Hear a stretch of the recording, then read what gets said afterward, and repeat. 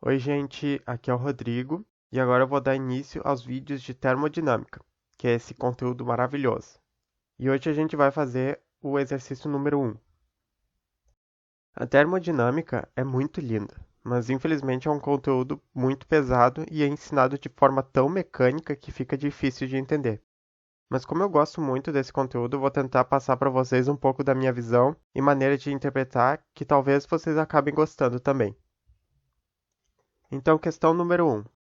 Uma amostra de 0,4 mols de etanol é queimada com excesso de oxigênio em uma bomba calorimétrica a 25 graus, conforme a reação de combustão abaixo. E aí tem a reação.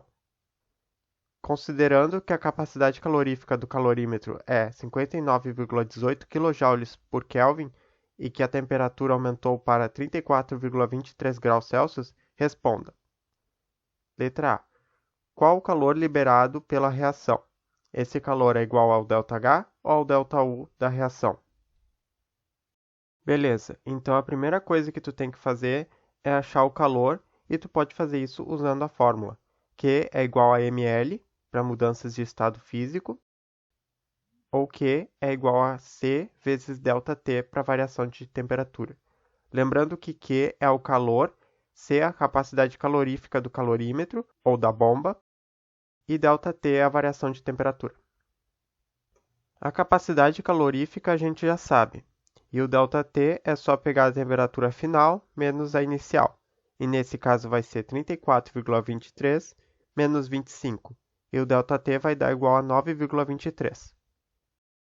Então o calor da reação foi menos 546,23 kJ, e esse é um valor negativo, porque o calor foi liberado. Os compostos químicos dentro da bomba são nosso sistema. Sempre que eles liberam calor, eles estão perdendo energia e liberando ela na forma de calor, aumentando a temperatura ao seu redor. Por isso, o sinal negativo, porque o sistema perdeu energia na forma de calor. Quando acontece o contrário e o sistema absorve calor do meio, ele ganha energia. Então, quando a reação absorve calor ou necessita do calor para acontecer, a gente usa o sinal positivo para indicar que o sistema está ganhando essa energia. Mas e agora? Esse calor é o ΔH ou o ΔU da reação? Esse calor é igual ao ΔU da reação, porque ela foi feita em uma bomba calorimétrica. Sempre que o exercício falar de uma reação ou de um processo feito numa bomba calorimétrica, ou num calorímetro ou num recipiente hermético, a gente vai considerar que o volume é constante, ou seja, ele não muda durante a reação, e nesse caso o calor vai ser igual ao ΔU. Letra B. Qual o trabalho realizado pelo sistema?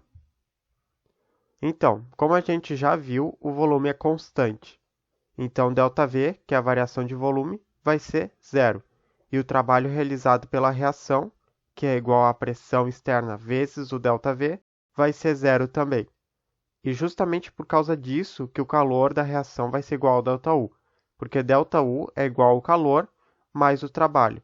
Se não tem trabalho, então ΔU é igual a Q. Essa fórmula vem da primeira lei da termodinâmica. Ela diz que toda forma de energia não é ganhada nem perdida. Ela apenas se transforma ou se propaga de um sistema a outro. E quando a gente fala que o sistema perdeu energia, ela não foi realmente perdida, ela só saiu do sistema e foi transferida para o resto do universo.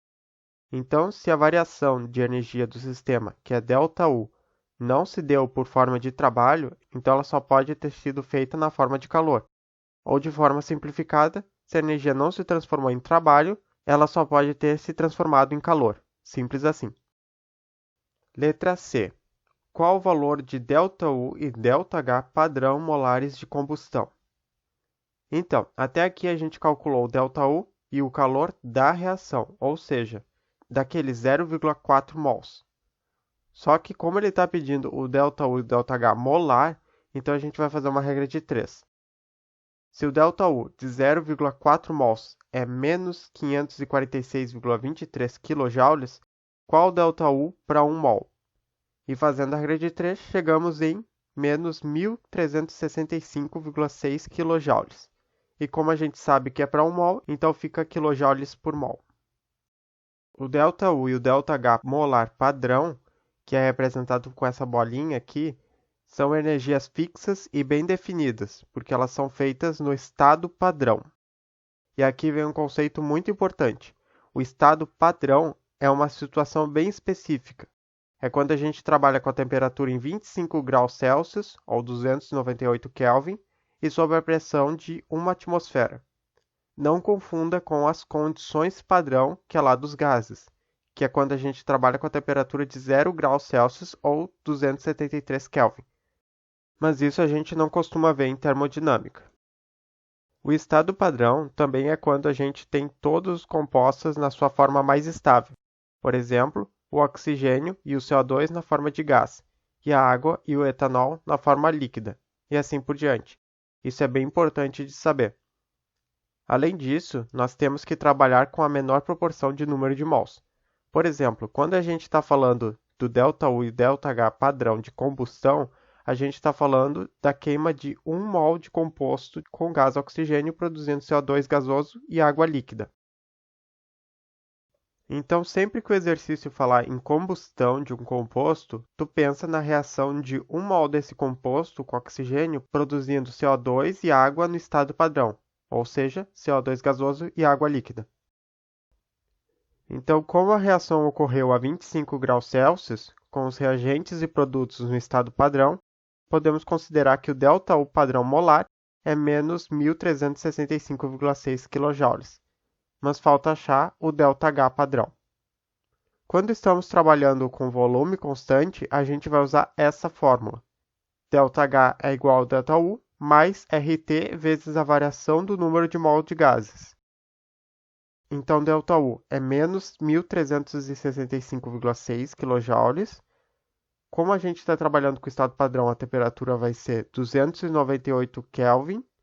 E para calcular o ΔN dos gases, é só ver a reação balanceada.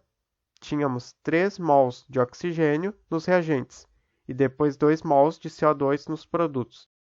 Então, ΔN vai ser 2 menos 3, que vai dar menos 1. E agora vem a sacada. O ΔH e o ΔU são formas de energia, e a unidade deles é quilojoules. E numa soma, todos os valores precisam ter a mesma unidade. Então, para somar o ΔU, isso aqui tudo precisa estar em quilojoules. E se a gente usar a constante dos gases 0,082, vai dar erro, porque a constante trabalha com as unidades atmosfera, litros, mol, Kelvin, e não tem quilojoules no meio. Então, se a gente usar essa constante, o resultado vai ser dado em ATM litros.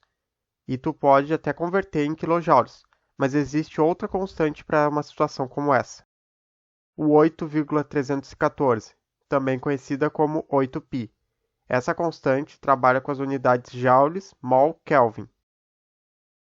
Sempre que tu for calcular uma quantidade de energia em joules ou quilojoules, use a constante 8π.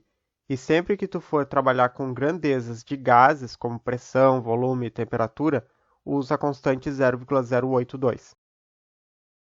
Então, se tu usar a constante 8π, ela vai dar a resposta em joules, que vai ser menos 2.422 joules.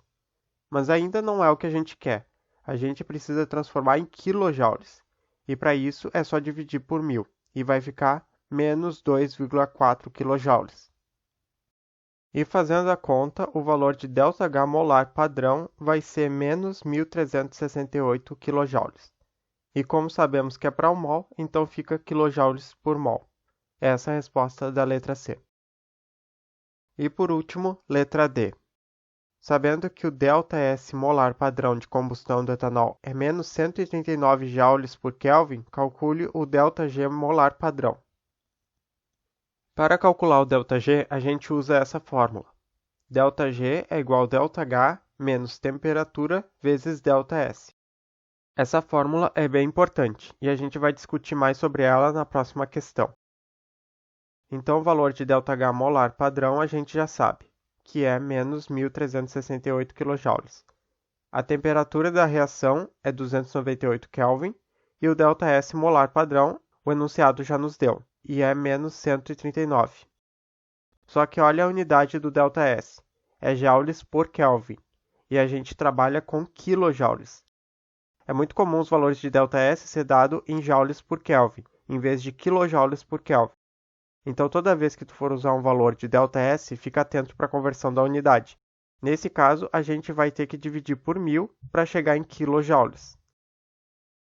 E a conta fica assim. ΔG é igual a menos 1.368 kJ mais 41,4 kJ. E o valor de ΔG molar padrão vai ser menos 1.326,6 kJ. Ou quilojoules por mol, porque a gente sabe que é para 1 mol. Como o resultado é negativo, significa que a reação é espontânea, mas a gente vai ver melhor isso no próximo vídeo. Então é isso, gente. Espero ter ajudado. Qualquer dúvida é só entrar em contato que eu vou tentar ajudar. Um grande beijo e até a próxima questão.